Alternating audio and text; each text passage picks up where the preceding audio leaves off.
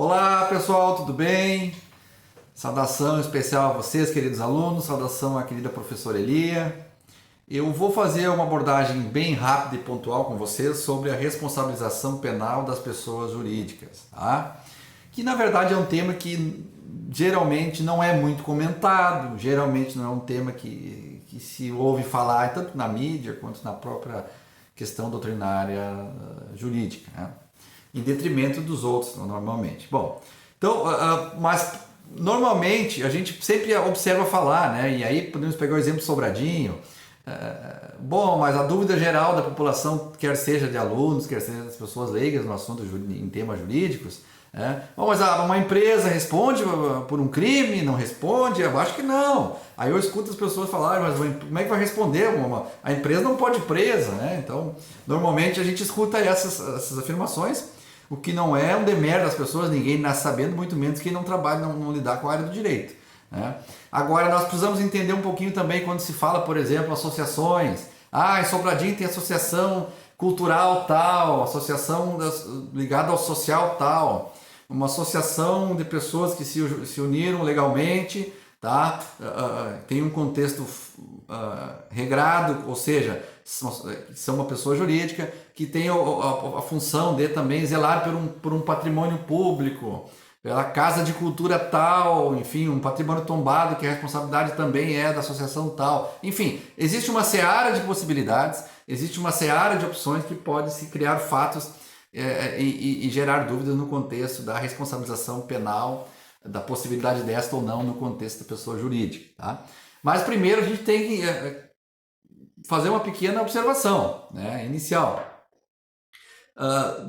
Quando a gente fala, por exemplo, de uma associação que existe em Sobradinho, por exemplo, na questão da possibilidade de interpretação do que nós estamos falando. Professor, eu sei, então associação é um contexto de pessoas assim, sabe? Não, tudo bem, tá? Mas a associação, na verdade, elas legalmente efetivadas, elas são uma pessoa jurídica de direito privado, tá? Então a gente tem que ter essa observação importante. Eu vou fazer alguns apontamentos com vocês sobre isso. E essa pessoa jurídica de direito privado, ela tem personalidade legal própria.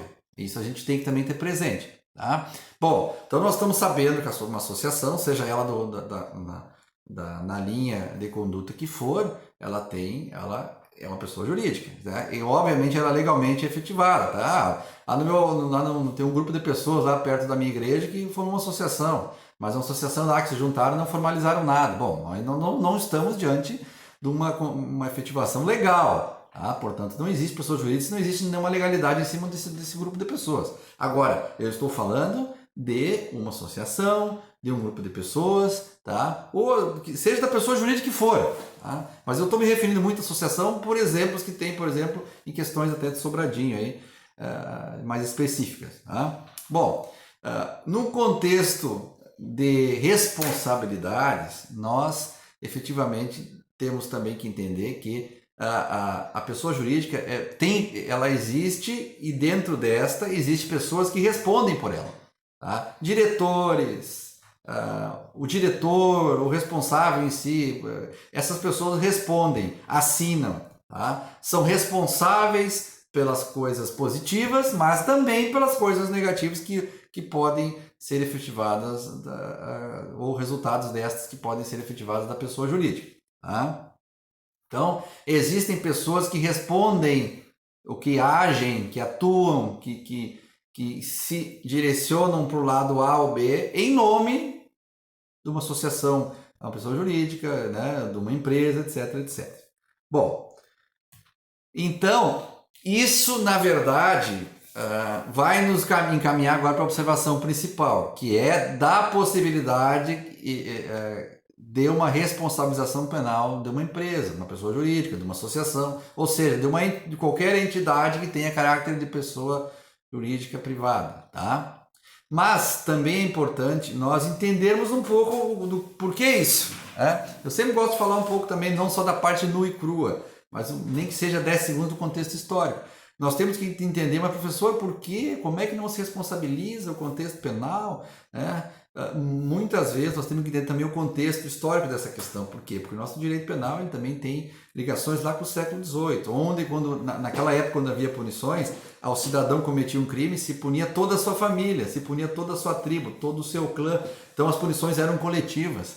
E durante esse período de tempo que se evoluiu até os tempos que nós conhecemos, tá, se interpretou que não era justo punir várias pessoas pelo erro de uma, né? Então se criou essa caracterização que não se pode punir, tá, no contexto histórico, o pai, o filho e a irmã pelo erro de um irmão. Tá? Então eu estou fazendo essa volta para dizer o seguinte: daí a gente chega na Constituição Federal de 1988, tá?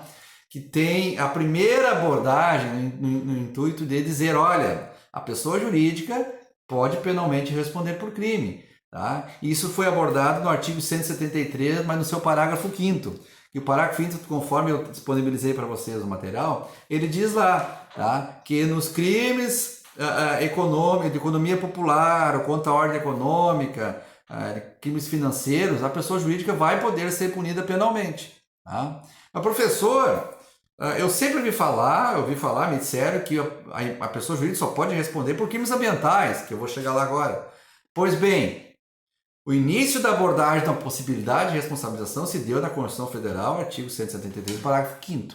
Mas, por que isso não se efetivou? Porque, para que isso efetivamente estivesse em vigor hoje, necessitaria que tivesse sido efetivada uma norma infraconstitucional, que não foi feita até hoje, e que eu também penso que a curto prazo não vai se efetivar. Portanto, esse artigo da Constituição não tem valor, não tem intrinsecamente efetividade nenhuma no contexto penal, porque o dispositivo infraconstitucional não foi efetivado, legalmente não andou. Tá? Essa é uma grande verdade. Tá? Então, nesses crimes cometidos nessa ordem econômica e financeira, no contexto penal, que era um dos objetivos, não vai acontecer. Tá? Porque não existe a conexão, porque não existe esse dispositivo infraconstitucional que faça essa ligação para que a gente pudesse ter essa imputação, ter essa responsabilização efetivada. Tá bom? Seguindo na Constituição Federal de 88, nós nos deparamos aí sim com o artigo 225, seu parágrafo 3º.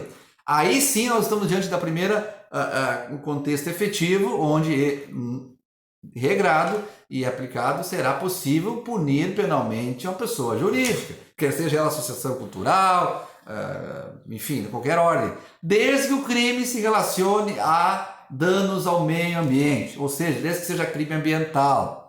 Então eu vou dizer com todas as letras, a possibilidade de responsabilização penal de uma pessoa jurídica é exclusivamente ligada a crimes ambientais. Fora isso, nós não conseguimos fazer esse caminho. Tá? E isso se inicia a abordagem no artigo 225, parágrafo 3º da Constituição Federal. Tá? O parágrafo 3º, ele traz a referência dizendo que tanto pessoas físicas quanto jurídicas vão sofrer as sanções penais e administrativas também, tá? pelos crimes que venham a cometer. Então ele faz referência não só à pessoa jurídica, pessoas físicas e pessoas jurídicas, tá? Tanto na esfera penal como administrativa. Tá? Bom, então nós estamos diante da Lei 9.605 que traz, aí nós vamos saindo da Constituição, que faz esse primeiro regramento. Então tá, professor, então pessoa jurídica, quer seja ela associação A ou B, ela responde penalmente só por crimes ligados ao meio ambiente. Perfeito. Mas nós temos que ir um pouquinho adiante, já que estamos na seara, vamos fazer o contexto até o fim. Isso se torna mais claro ainda na Lei 9.605 de 98, que é a lei que aborda as questões de crimes ambientais. Tá? E principalmente na questão do artigo 3º e artigo 4º. O artigo 3º da Lei 9.605 traz a referência da configuração da responsabilização administrativa, civil e penal dos crimes a serem cometidos, tá? Pelas pessoas jurídicas e quem responde por elas, também de maneira não só do representante legal, mas também do representante contratual, que muitas vezes pode ser representante estipulado por contrato, tá bom? Dentro desse mesmo parágrafo 3º, nós temos do artigo 3º, perdão, nós temos o parágrafo único, que traz a situação clara da dupla imputação. Assim como nós já observamos nas normas anteriores, a possibilidade penal de se punir uma pessoa jurídica no contexto, por exemplo, ambiental, não impede que a pessoa que assina pela empresa, a responsável, também seja punida. Porque nós somos sabedores de que uma pessoa jurídica não se gere sozinha. Então, o parágrafo único do artigo 3º da Lei 9.605, ele traz a dupla imputação, possibilidade de dupla imputação, que vai ser quando a pessoa jurídica vai responder penalmente pelo crime, mas o representante legal ou os representantes também vão responder penalmente pelo crime. Estamos diante daí, no caso, da dupla imputação, ou seja, a imputação será efetivada tanto à empresa quanto a quem por ela responde. Tá? Para fazer o encaminhamento, eu sei que eu estou me estendendo, mas eu quero fazer para vocês uma abordagem bem sintética, mais completa. O parágrafo 4º da Lei 9.605 já traz a questão da desconsideração da personalidade da pessoa jurídica. Tá? Normalmente se diz desconsideração da pessoa jurídica. No contexto de que quando houver, para que se possa, houve danos causados, para que possa se reparar esses danos causados, muitas vezes é preciso que se considere a pessoa jurídica para que tenha acesso a outras formas, que se tente chegar a outras formas de buscar ou valores ou bens para que se possa tentar diminuir o tamanho do prejuízo. Tá? Que muitas vezes, se não se fizesse essa desconsideração, não conseguiria se ter acesso a bens, etc. Em situações do gênero. Eu não quero me aprofundar aqui, isso é área de outra disciplina também. Tá? Pessoal, eu gostaria de fazer mais breves observações com vocês, principalmente no contexto que muitas vezes alguém de vocês pode pensar, mas professor, eu ouvi o professor tal falar que normalmente a responsabilização nos crimes ambientais ou nos crimes contra a pessoa jurídica, no caso específico que nós estamos falando aqui, se dá mais de via administrativa. Normalmente sim, porque é muito melhor efetivar esses encaminhamentos e imputações administrativamente, porque a possibilidade de punições de multa, por exemplo, são muito maiores. Então é por isso que muitas vezes nós estamos diante de várias situações que se encaminha muito mais, pende muito mais para o lado administrativo, tá, do que por lado penal. Tá? Então, pessoal, o que eu queria dizer para vocês é o seguinte, para fechar, uma dúvida que pode surgir normalmente. Pessoa jurídica, responsabilidade penal exclusivamente relacionada a crimes ligados ao meio ambiente. Tá? Aonde eu acho isso, professor? Artigo 173, parágrafo 5º da Constituição Federal, onde traz a possibilidade inicial que foi criada, mas que não se efetivou por uma falta de uma norma infraconstitucional. Artigo 225, parágrafo 3º da Constituição Federal, tá? E Lei 9.605 de 98, que trata dos crimes ambientais, porque se nós estamos analisando a possibilidade real de responsabilização penal da pessoa jurídica, nós temos que também saber onde está isso. Sabemos que é contra crimes ambientais, sabemos, mas aonde está? Também na Lei 9.605 de 98. Tá? Então, pessoal, esse é um contexto das opções que nós temos de que quando se pensa em responsabilização penal de pessoa jurídica, nós temos que seguir esse caminho, essa interpretação. Porque é claro que hoje, né, existe muitas vezes dúvida das pessoas, mas por quê? Porque nós temos que entender que a responsabilização penal da pessoa jurídica, ela esbarra no contexto da possibilidade que a pessoa jurídica não tem a possibilidade de entendimento da sanção da pena. Esse é o viés doutrinário. Tá? Então, é preciso que muita coisa mude para que talvez isso avance um pouco futuramente. Tá? O que temos hoje, fatidicamente e realmente, é isso que nós tratamos aqui. Tá, pessoal? Porque também tem um outro ponto que tem que se observar quando pensa em colocar em xeque que precisa mudar isso ou não. Nós temos uma situação que o contexto hoje que é permitido, esse modus operandi que eu falei, ele vai também de encontro à parte constitucional. Qualquer interpretação contrária, nós estaríamos afrontando a Constituição, estaríamos afrontando inclusive o princípio da legalidade, o princípio da pessoalidade. Tá? Esse é um outro detalhe importante, que é regrado pela Constituição. Então, pessoal, de primeiro momento era isso. Fico sempre à disposição da professora Elia, de vocês, para qualquer demanda que seja necessária. Um grande abraço, fiquem todos com Deus, cuidem-se e até breve.